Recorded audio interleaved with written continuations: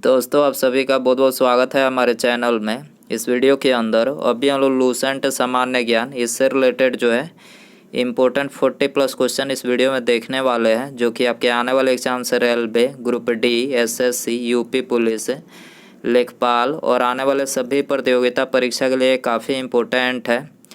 तो दोस्तों आप इस वीडियो को बहुत ध्यान से लास्ट तक देखिए। चैनल पर नया है तो चैनल को सब्सक्राइब कर बेल आइकन यानी जो घंटे का निशान है इसे ज़रूर सेंड कर दें, ठीक है।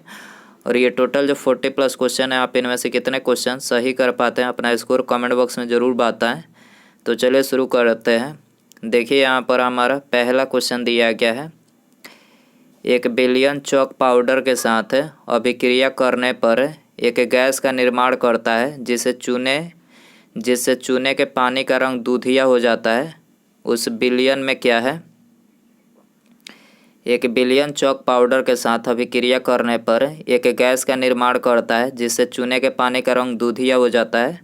उस बिलियन में क्या है? तो देखिए उस बिलियन में है HCl यानी हाइड्रोक्लोरिक अम्ल। क्या है? हाइड्रोक्लोरिक अम्ल है, आपको याद रखना है। डी आंसर हो जाएगा। हाइड्रोक्लोरिक अम्ल की बात करें तो देखिए हाइड्रोक्लोरिक अम्ल को म्यूरेटिक अम्ल भी कहते हैं। हाइड्रोक्लोरिक अम्ल को म्यूरेटिक अम्ल भी कहते हैं। ऑप्शन सी में जो NaCl दिया हुआ है, ऑप्शन सी में जो NaCl दिया हुआ है तो ये साधारण नमक का रासायनिक सूत्र है। और ऑप्शन ए में MgOH2 जो दिया हुआ है इसको मिल्क ऑफ मैग्नीशिया कहते हैं। अम्ल धातु से अभिक्रिया कर लवण तथा हाइड्रोजन गैस देता है। अम्ल धातु से अभिक्रिया कर लवण तथा हाइड्रोजन गैस देता है, आपको याद रखना है। क्वेश्चन नंबर 2 है, मीथेन का प्रतीक क्या है? तो देखिए मीथेन का प्रतीक है CH4 मीथेन का प्रतीक है। बी आंसर हो जाएगा। मीथेन को मार्स गैस भी कहते हैं। मीथेन स्वसंयोजक यौगिक है। इसका प्रमुख स्रोत है मवेशियों का मुख, दलदली भूमि एवं धान का खेत से जो है मीथेन गैस निकलता है। कोयले खदानों में विस्फोटक मतलब विस्फोट का मुख्य कारण है मीथेन, ठीक है। कोयला खदानों में विस्फोट का मुख्य कारण क्या है? मीथेन है। मीथेन एल्केन श्रेणी का प्रथम यौगिक है। एल्केन का सामान्य सूत्र क्या है? तो देखिए एल्केन का सामान्य सूत्र है CnH2n+2। CnH2n+2 जो है ये एल्केन का सामान्य सूत्र है। कंप्यूटर फील्ड में OLE का विस्तार क्या है, मतलब फुल फॉर्म क्या है OLE का कंप्यूटर के फील्ड में? तो ऑब्जेक्ट लिंकिंग एंड एम्बेडिंग जो है इसका फुल फॉर्म है। ऑब्जेक्ट लिंकिंग एंड एम्बेडिंग जो है इसका OLE का फुल फॉर्म है। करेक्ट आंसर ऑप्शन ए हो जाएगा। क्वेश्चन नंबर 4 है, बल की SI इकाई यानी SI यूनिट क्या है? तो करेक्ट आंसर डी हो जाएगा। न्यूटन जो है बल का SI यूनिट है। बल की CGS इकाई पूछा जाए तो CGS इकाई डाइन है। खगोलीय दूरी व्यक्त करने की इकाई क्या है? प्रकाश वर्ष है। मैग्नेटिक फ्लक्स का SI मात्रक क्या है? वेबर है। 1 न्यूटन बराबर 10 के पावर 5 डाइन होता है। दाब का SI मात्रक क्या है? पास्कल है। दाब का SI मात्रक क्या है? पास्कल है। केल्विन पैमाने पर पानी का हिमांक क्या है? केल्विन पैमाने पर पानी का हिमांक क्या है? तो देखिए पानी का हिमांक है 273.15 केल्विन। सी आंसर हो जाएगा। क्वेश्चन नंबर 16 है, भारत का पहला उपग्रह आर्यभट्ट अंतरिक्ष यान कब प्रक्षेपित किया गया? भारत का पहला उपग्रह आर्यभट्ट अंतरिक्ष यान कब प्रक्षेपित किया गया?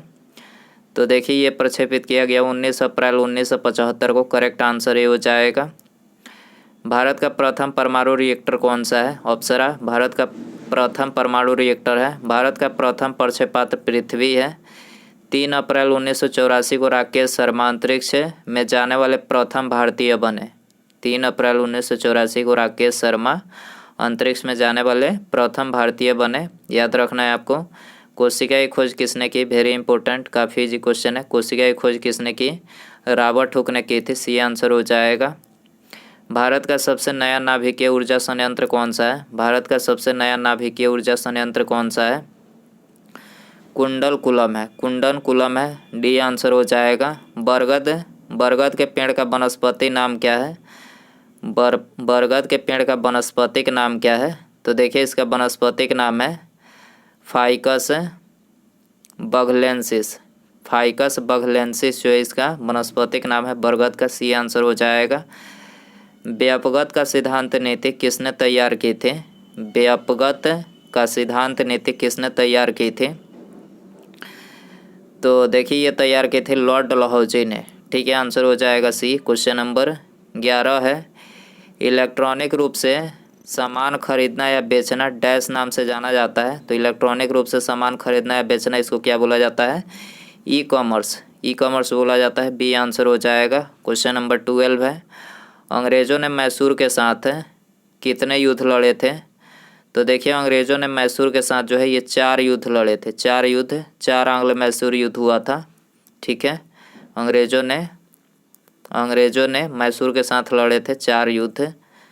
ठीक है, पहला मैसूर युद्ध 1767 से 69 तक चला था। दूसरा 1780 से 84 तक। तीसरा 1790 से 92 तक। और चौथा आंग्ल मैसूर जो युद्ध हुआ था 1799 ईस्वी में हुआ था। आपको याद रखना है 4 मैसूर युद्ध अंग्रेज़ों ने लड़े थे मैसूर से।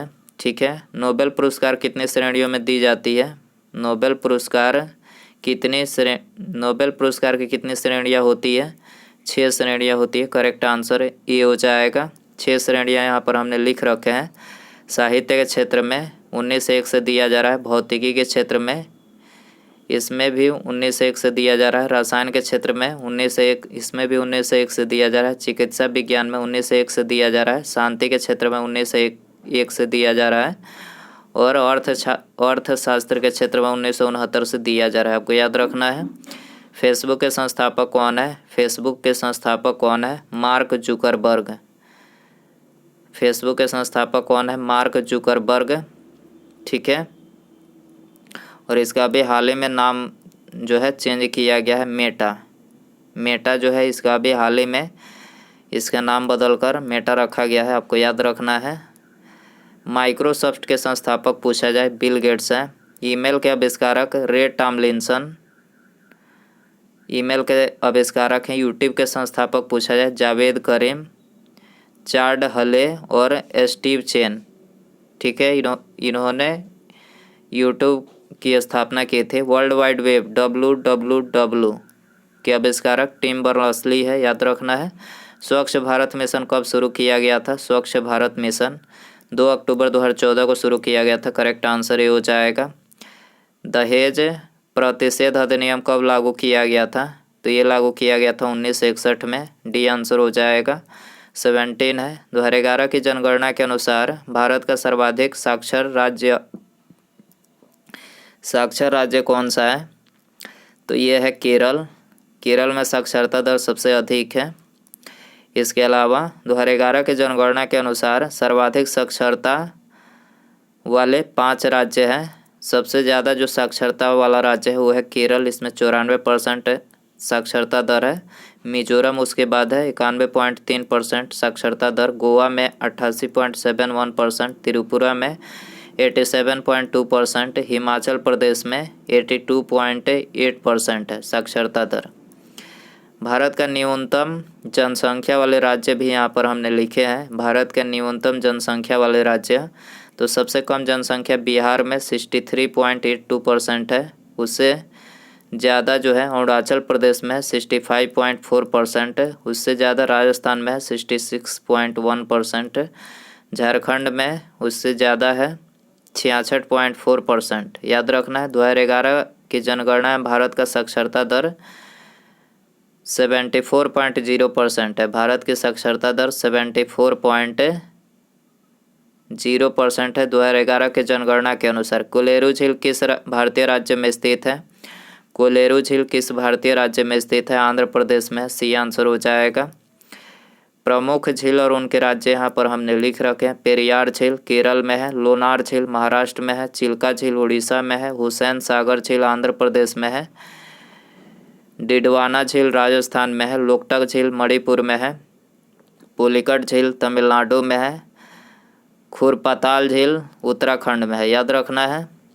कौन बच्चे को जन्म देते ही मर जाता है? कौन बच्चे को जन्म देते ही मर जाता है? तो बिच्छू जो है बच्चे को जन्म देते ही मर जाता है। बी आंसर हो जाएगा। गदर पार्टी के सह संस्थापक कौन थे?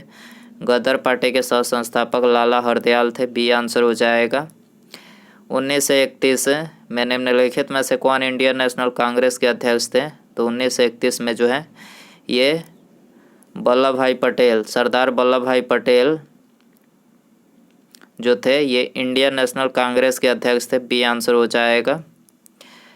सार्क में कितने सदस्य देश हैं? सार्क में कितने सदस्य देश हैं? 8 सदस्य देश हैं। बी आंसर हो जाएगा। सार्क की बात करें तो सार्क का पूरा नाम है, मतलब इसका फुल फॉर्म है the south Asian association for regional cooperation. The south Asian association for regional cooperation जो है इसका फुल फॉर्म होता है। सार्क की स्थापना 8 दिसंबर 1985 को हुआ था। सार्क का सचिवालय काठमांडू में स्थित है। सार्क का सदस्य देश है भारत, पाकिस्तान, बांग्लादेश, भूटान, नेपाल, श्रीलंका, मालदीव और अफगानिस्तान। टोटल 8 देश जो है सार्क में है। भारत, पाकिस्तान, बांग्लादेश, भूटान, नेपाल, श्रीलंका, मालदीव और अफगानिस्तान आपको याद रखना है। सार्क का 8वां देश कौन सा है? अफगानिस्तान है।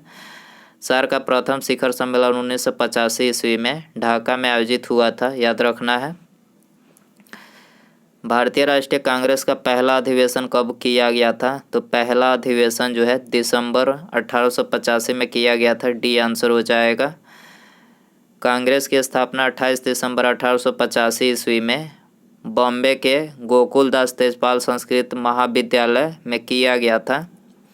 कांग्रेस के प्रथम अधिवेशन की अध्यक्षता व्योमेश चंद्र बनर्जी ने किया। इस अधिवेशन में 72 प्रतिनिधियों ने भाग लिया था। कांग्रेस के जनक एओ ह्यूम को माना जाता है। कांग्रेस का दूसरा अधिवेशन कोलकाता में 1886 ईस्वी में दादा भाई नौरोजी की अध्यक्षता में हुआ था। कांग्रेस का तीसरा अधिवेशन 1887 में मद्रास में बदरुद्दीन तैयब जी की अध्यक्षता में हुआ था। कांग्रेस का चौथा अधिवेशन 1888 ईस्वी में इलाहाबाद में जॉर्ज यूले की अध्यक्षता में हुआ था। कांग्रेस का प्रथम 4 अधिवेशन की अध्यक्षता क्रमशः हिंदू, फारसी, मुस्लिम और ईसाई धर्म के व्यक्तियों द्वारा किया गया था। ठीक है। 24 है भारतीय अंतरिक्ष अनुसंधान समिति का गठन कब किया गया था? तो इस समिति का गठन 1962 में किया गया था। बी आंसर हो जाएगा। स्वर्णिम चतुर्भुज परियोजना का शुभारंभ किसने किया था? तो देखिए इसका शुभारंभ जो है अटल बिहारी वाजपेयी जी ने किया था। डी आंसर हो जाएगा।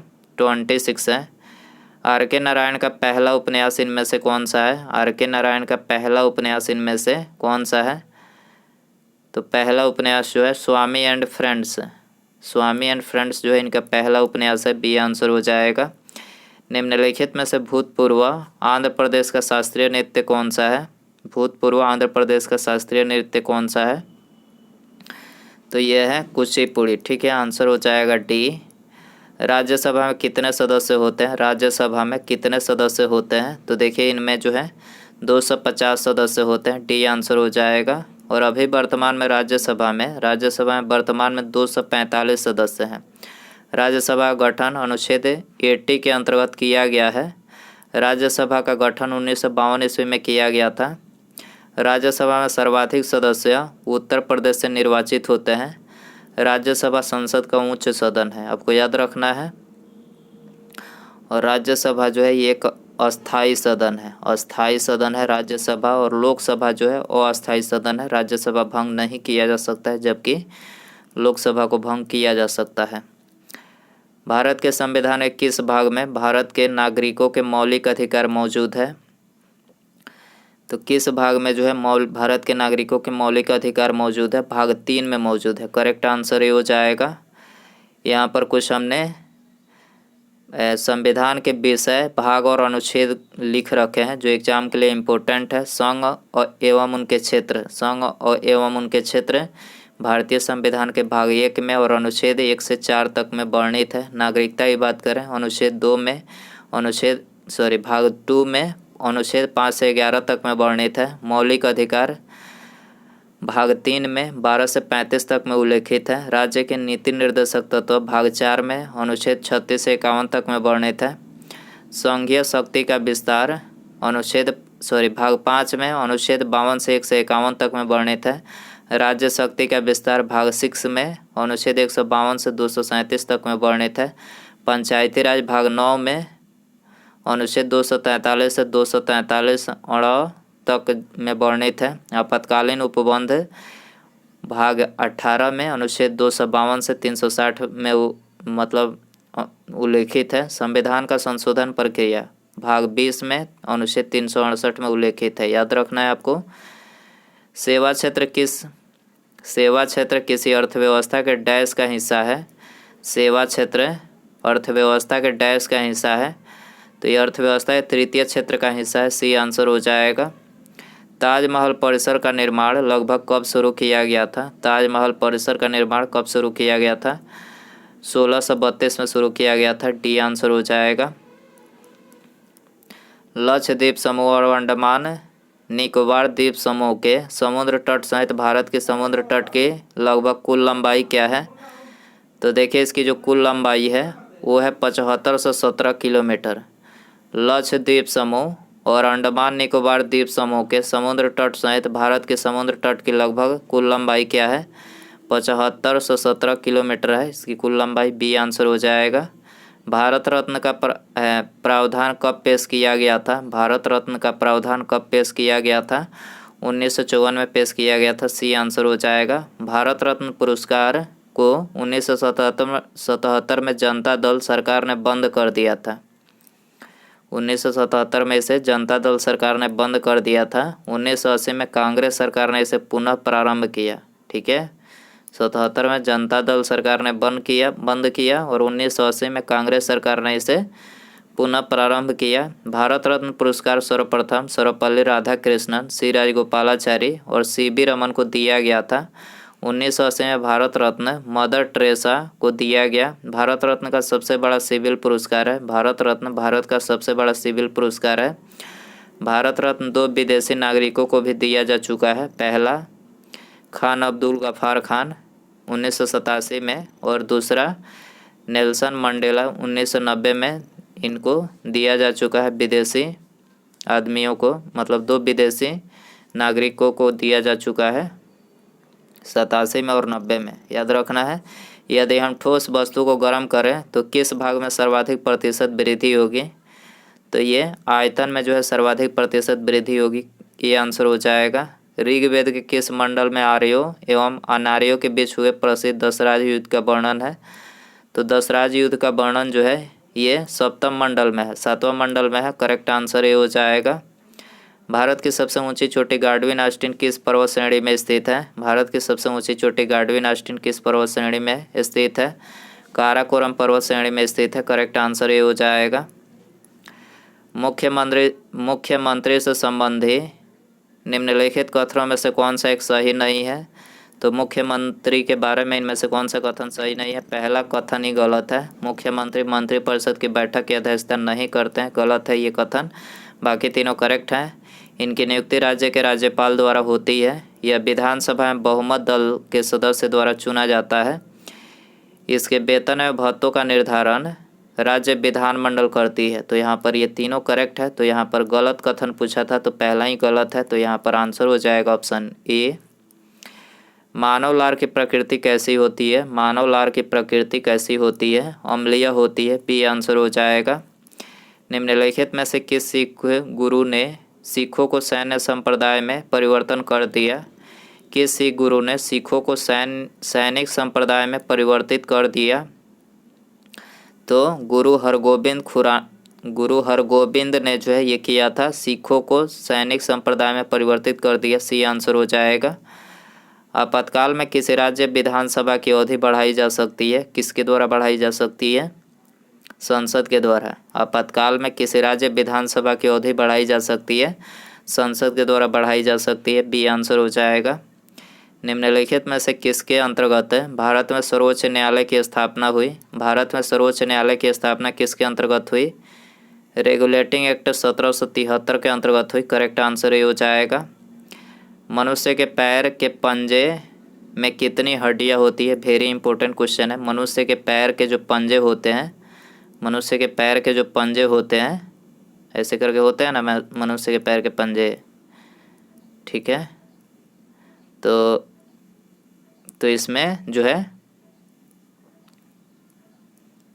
ऐसे होते हैं ना पैर के पंजे, तो इसमें कितनी हड्डियां होती है?